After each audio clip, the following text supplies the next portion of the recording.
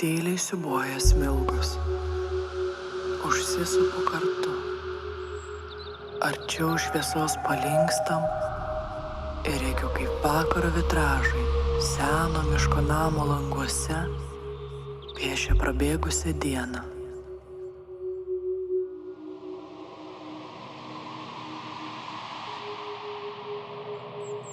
Kiek nerimastingai atsigręžiu į mišką. Paukščiai pakibę ore užpildo dangų. Mano pečius vis tebeglosto siūbuojančios smilgos, o basas kojos panirusios puriuose samanose. Vėl atsigręžiu į langą.